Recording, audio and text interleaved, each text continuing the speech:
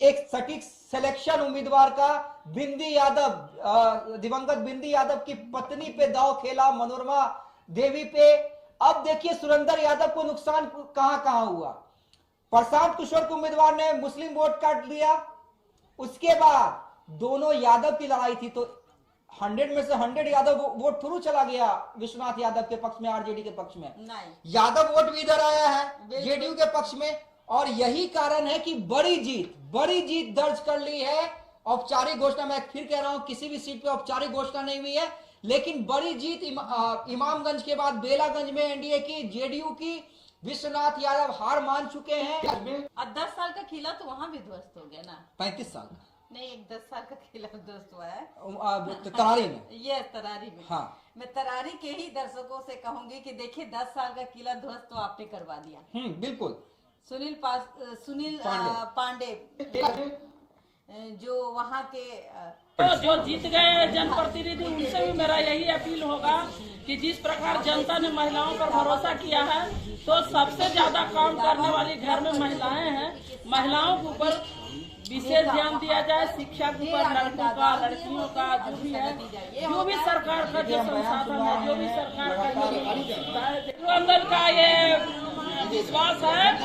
और माननीय श्री नीतीश कुमार जी, माननीय श्री नरेंद्र मोदी जी महिलाओं के लिए जो काम किया है, उन पर जो विश्वास किया है, उसी का फल है कि महिलाएं क्षेत्र में आगे निकल रही हैं और आगे बढ़ रही हैं।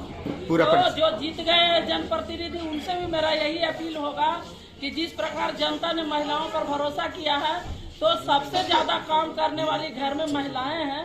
महिलाओं के ऊपर विशेष ध्यान दिया जाए, शिक्षा के ऊपर, लड़कों का, लड़कियों का, जो भी है, जो भी सरकार का जो संसाधन है, जो भी सरकार का जो सुविधाएं देने का है, वो जमीन पर उतारे। ये जनप्रतिनिधियों का पहला दायित्व है। तो देखिए, हम लगातार बयान सुनवा रहे थे, जीत की खुशी दीपा मांझी के चेहरे पे आप देख सकते हैं। दीपा मांझी के समर्थन में जो भी लोग हैं वहां पे अपनी प्रतिक्रिया दे रहे हैं। हम एक एक करके सभी जगह की प्रतिक्रिया आपको दिखलाएंगे। जो लोग भी जीते हैं उनकी प्रतिक्रिया हम दिखलाएंगे। लेकिन बड़ी जीत, पगड़ी तो बचा ली ना, जीता ना। देखिए डिप्टी सीएम जो हैं सम्राट चौधरी, पगड़ी तो बची गई ना। कैसे नहीं बची? हाँ, बच गई। और कहीं ना कहीं जिस तरीके से एक तरफ खुशी एक तरफ गम, झारखंड में जो खुशी दिख रही है, तो कहीं ना कहीं एनडीए को अब सोचना होगा कि झारखंड हमसे दूर क्यों हो गई। क्या लगता है आपको?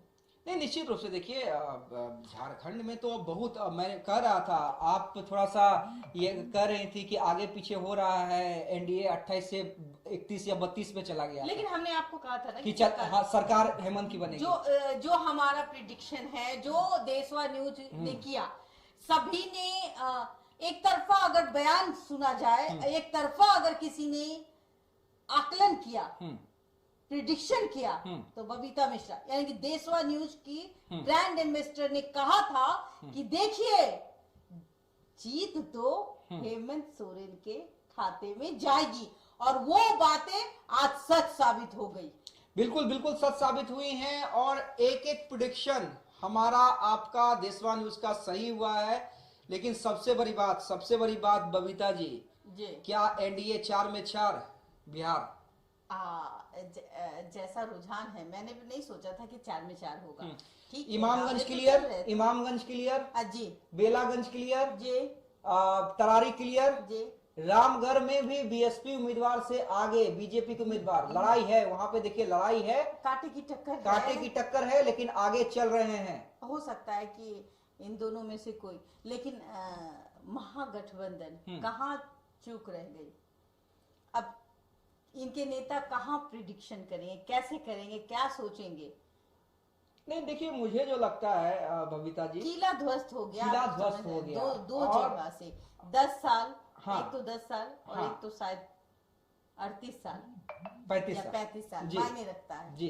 कहाँ चूक रह गई जो 35 और बेलागंज, आप जिस 35 साल की बात कर रही हैं बबीता जी, आपको मैं याद दिला दूं कि 2010 में आपको याद होगा आरजेडी महज 22 सीटों पे सिमट गई थी। 2043 में से 22 सीटों पे लालू यादव की पार्टी सिमट गई थी। विपक्ष के नेता के दर्जा भर भी सीट नहीं आई थी, लेकिन नीतीश कुमार ने कहा कि नहीं, हम विपक्ष का नेता चाहते हैं, मजबूत विपक्ष चाहते हैं, तो अब्दुल वारिस सिद्दीकी विपक्ष का नेता बने थे। हालांकि संख्या नहीं थी, महज 22 सीटें। लेकिन उस दौर में भी सुरेंद्र यादव ने बेलागंज की सीट निकाली थी, जिस समय 22 महज 22 सीटों पे आरजेडी सिमट गई थी 2010 देखिए, में। ये बहुत बड़ी बात है।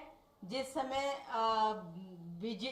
बीजेपी ने, और रणनीति थी जिस जी। प्रकार उस वक्त जो रणनीति थी, उस रणनीति को भेदते हुए जी हाँ सुरेंद्र यादव जी जीत हासिल करते। लेकिन इस बार ऐसा क्या हो जाता है जो ये किला ध्वस्त हो जाता है? तो कहीं ना कहीं लोगों की नाराजगी बहुत मायने रखती है। जी आप 35 साल हैं और आप अपने 35 साल में आपने वहां के अपने विधानसभा में अगर कुछ कमियां उनको दिखी है और आप वहां नहीं हैं, तो जाहिर सी बात है वो कमियां उनको खलेगी। अब ये जो हार है वो कितना टीस देगी, जी। ये आने वाला समय बताएगा। जी निश्चित रूप से देखिए, और ये उपचुनाव है।